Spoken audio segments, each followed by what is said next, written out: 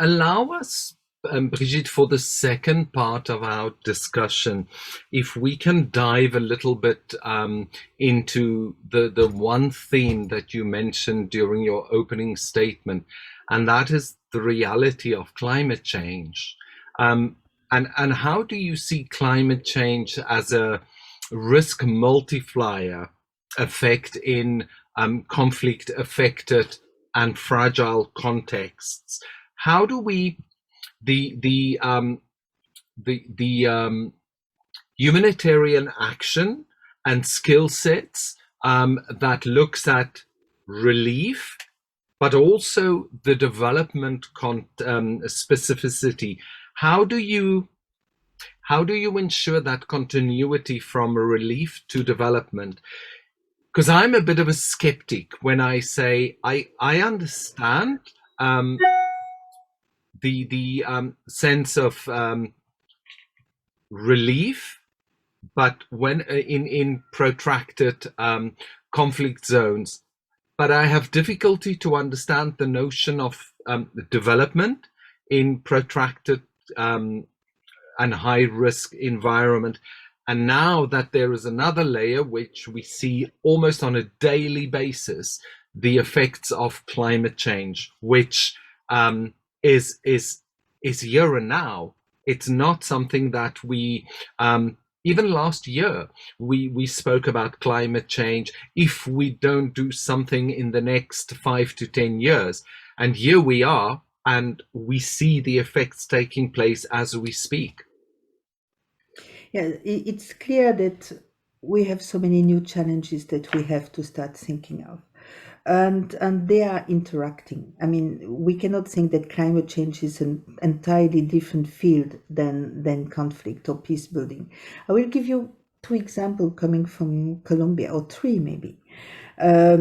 First, I realized personally the link between climate change and conflict a few years ago, when some internally displaced people in Colombia were telling me that they were not able to go back. They had dreamed all their life to go back to their home, their original home, and they were not able to go because it was impossible to graze cattle anymore, because there was not enough water, and the temperature has increased so much over the time they were displaced, so that it was all the dream of their life, but also the prospect for peace, who were going away. Because if the population cannot go back home, then how can you start really restabilizing a situation?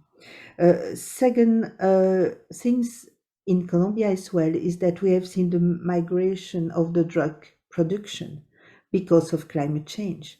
Drugs is cultivated in a certain height, and so it moved from certain place to others, and it was actually the same height than the coffee growing areas, and so all the coffee growers were displaced due to climate change actually. And the third was the fact that indigenous communities usually have live in places where there is a lot of water resources. And we have seen a lot of assassination of indigenous leaders just because people want to control water and water resources. And this is really impact of climate change in conflict, of conflict on climate change. So the two are definitely linked. So that's one part of your answer, is that we have really now to think everything globally. We should stop really creating sector like relief in one side, development on another side, climate change on the third one, peace building as the fourth one. We have really to think and to act much more comprehensively. So that's part of your answer. The second one answer is to say, you were wondering how can we really think development in a protracted conflict. Well, actually, conflict does not affect all areas or all sectors at the same time in the same way. So there could be pocket of violence, but there is also pocket of non-violence in a conflict zone. So development can be already taking place even within the conflict. We can really start long-term development. And we should not forget that conflict area, a crisis area, are usually areas of creativity, because in order to be able to cope with the situation, you need really to rethink differently, to create. I mean, we can just see what has happened over the last 20 months with the pandemic, to see all the innovation that take place in the way of working, the way of reorganizing life, using, of course, media and distance and online media in order to recreate new form of life. So all crises are period of creativity, and within this creativity, we can do quite a lot in terms of development. Um, you make me think of Winston Churchill, who during the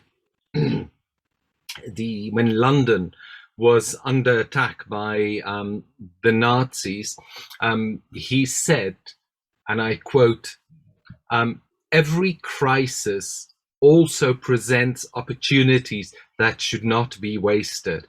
And I think you stated that very well when you use this global health crisis that we are all trying to navigate through, how we have also seen some really innovative and creative solutions, and to for us to continue to exchange views. And a very good example is indeed WorldView. Here we are having a very rich, in-depth discussion about something that is of fundamental importance, and that is how do we deliver effective humanitarian action in this highly complex environments that we have, and also the onslaught of climate change. Can I ask you also, Brigitte, because you touched on natural resources, which of course each and every community should have free access to natural resources. But we've also seen big commercial companies that are purchasing the right to exploit. And I'm talking about a big company based in Switzerland, who basically owns the world's fresh water supplies. So how do you engage and start a conversation where a price tag is put on natural resources?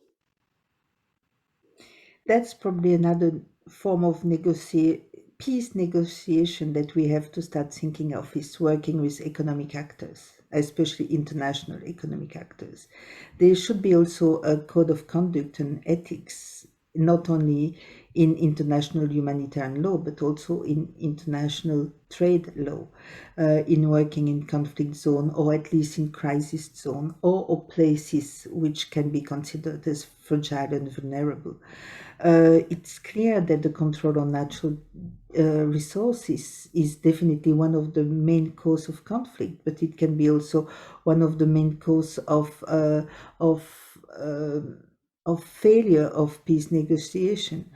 Water is definitely one of the main big stake in all what we are doing.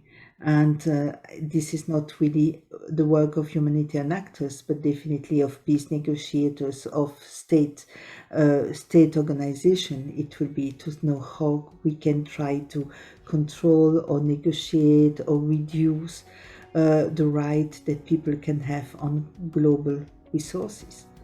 Energy is obviously another one, but I think that the main risk element is water, even much more than energy today.